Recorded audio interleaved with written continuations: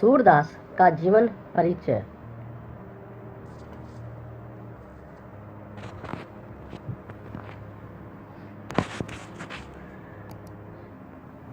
सूरदास सन 1478 से 1583 ईस्वी। सूरदास के जीवन की अल्प जानकारी। पूरा नाम महाकवि सूरदास।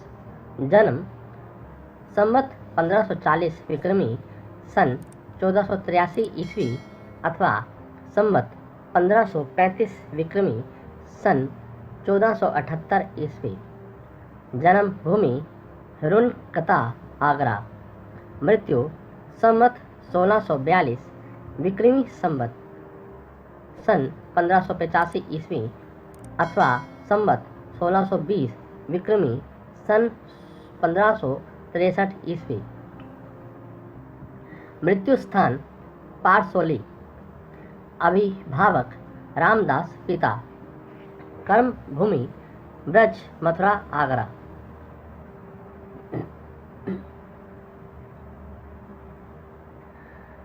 कर्म क्षेत्र सगुण भक्ति काव्य।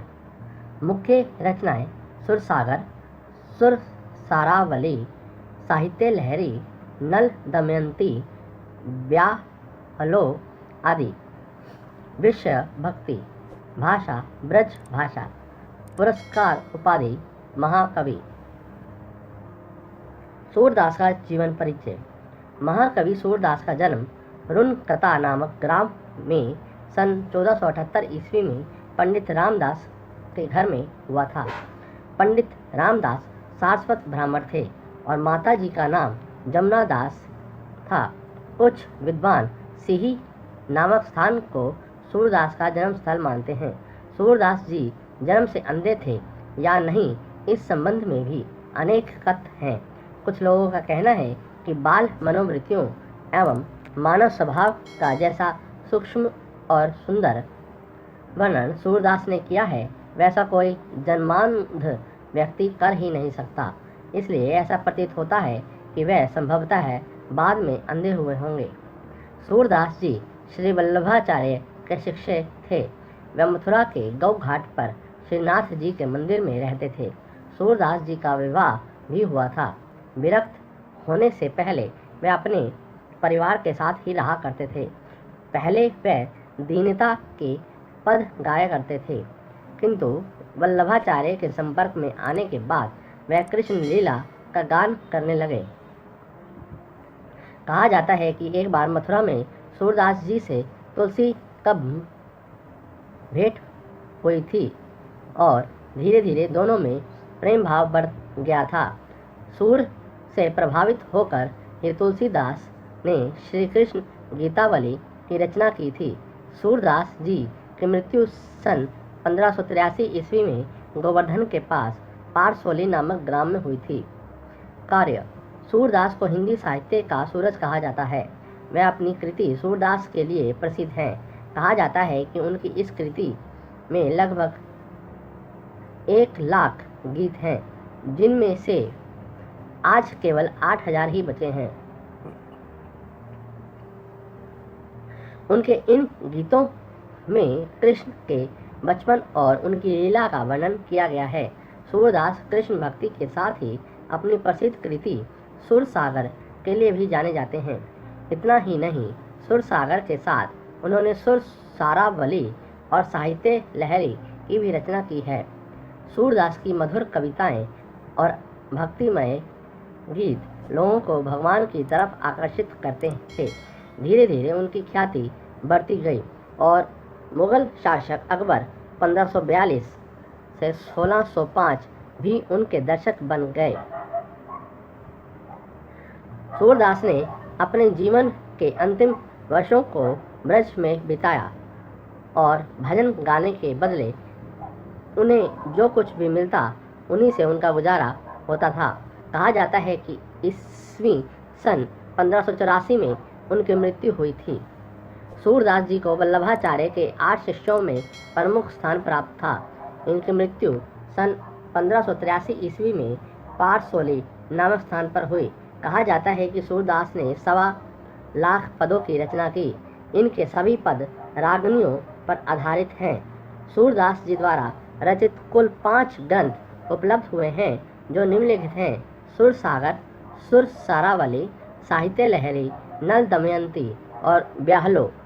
इनमें से नल दमयंती और ब्याहलो की कोई भी प्राचीन प्रति नहीं मिली है।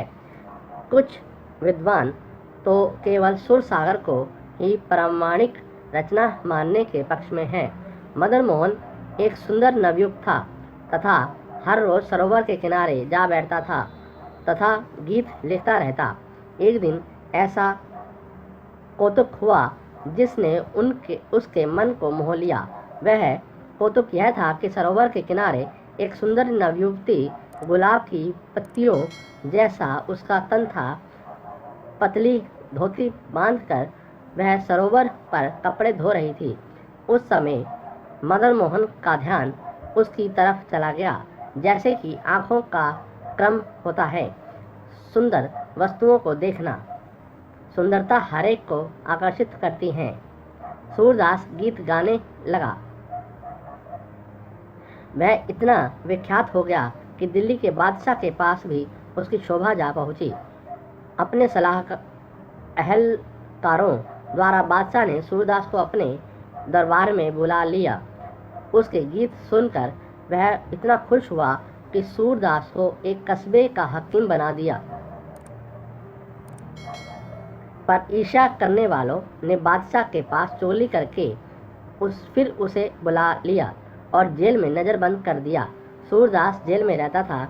उसने जब जेल में के दरोगा से पूछा कि तुम्हारा नाम क्या है, तो उसने कहा तिमर। यह सुनकर सूरदास बहुत हैरान हुआ। कवि था, ख्यालों की उड़ान में सोचा, तिमर मेरी आँखें नहीं, मेरा जीवन तिमर, अंधेर में बंदी खाना तिमर, अंधेरा तथा रक्षक भी तिमर। उसने एक गीत की रचना की तथा उस गीत को बार बार गाने लगा।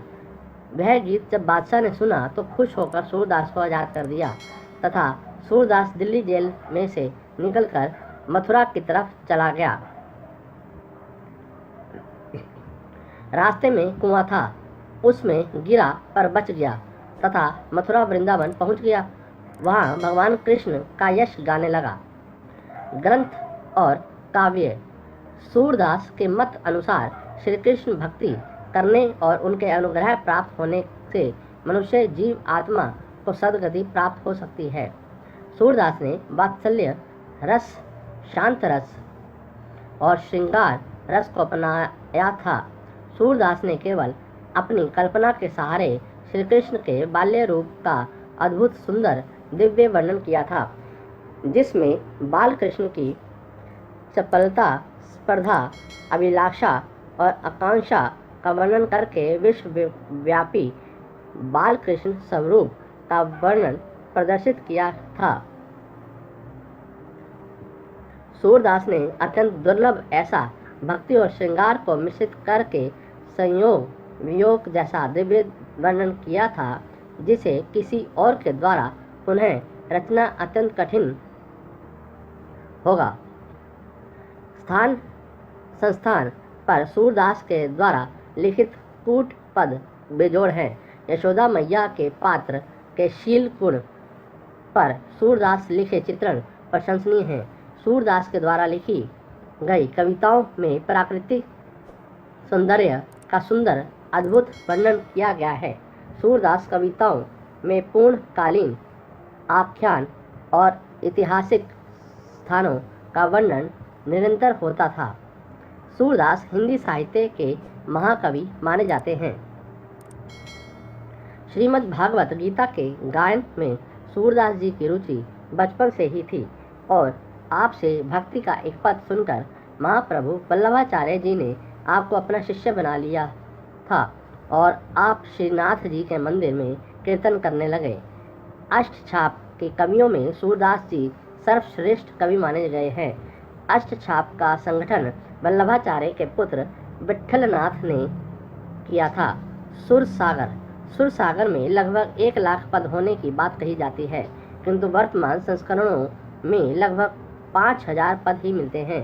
विभिन्न स्थानों पर इसकी 100 से भी अधिक प्रतिलिपियां प्राप्त हुई हैं, जिनका प्रतिलिपि काल संवत 1658 विक्रम से लेकर 19वीं शताब्दी तक है। इनमें प्राचीनतम प्रतिलिपि नाथ द्वारा मेवाड़ के सरस्वती भंडार में सुरक्षित पाई गई है। सूरसागर सूरदास जी का प्रधान एवं महत्वपूर्ण ग्रंथ है। इसमें प्रथम 9 अध्याय संक्षिप्त हैं, पर दशम स्कंद का बहुत विस्तार हो गया है। इसमें भक्ति की प्रधानता है। इसके 2 प्रसंग कृष्ण की बाल लीला और भ्रमर गीत सार अत्यधिक महत्वपूर्ण हैं। सूरसागर की सराहना करते हुए डॉक्टर हजारी प्रसाद द्विवेदी ने लिखा है, काव्य गुणों की इस विशाल वंशस्थली में एक अपना सहज सौंदर्य है। वह उस रमणीय उद्यान के समान नहीं जिसका सौंदर्य पद पद पर माली के कृतित्व की याद दिलाता है, बल्कि उस अकृत्रिम वन भूमि की भांति है जिसका रचयिता रचना में घुल मिल गया है। दार्शनिक विचारों की दृष्टि से भागवत और सूरसागर में पर्याप्त अंतर है। साहित्य लहरी यह 118 पदों की एक लघु रचना है। इसके अंतिम पद में सूरदास का वंश वृक्ष दिया है, जिसके अनुसार सूरदास का नाम सूरजदास है और वह चंद बरदाई के वंशज सिद्ध होते हैं। अब इसे प्रक्षिप्त अंश माना गया है और शेष रचना पूर्ण प्रमाणिक मानी गई है। इसमें रस अलंकार और नायिका भेद का प्रतिपादन किया गया है। इस कृति का रचना काल स्वयं कवि ने दे दिया है, जिससे यह संवत विक्रमी में रचित सिद्ध होती है। रस की दृष्टि से यह ग्रंथ विशुद्ध श्रृंगार की कोटि में आता है। सूरदास की कृतियाँ भक्त शिरोमणि सूरदास ने लगभग 1.25 लाख पदों की रचना की थी। काशी नगरी प्राचारिणी सभा की खोज तथा पुस्तकालय में सुरक्षित नामावली के अनुसार सूरदास के ग्रंथों की मुक्त संख्या 25 मानी जाती है। सूरसागर, सुर सारावली, साहित्य लहरी, नाग लीला, गोवर्धन लीला, पद संग्रह, सुर 25। सूरदास ने अपनी इन रचनाओं में श्री कृष्ण के विविध लीलाओं का वर्णन किया है।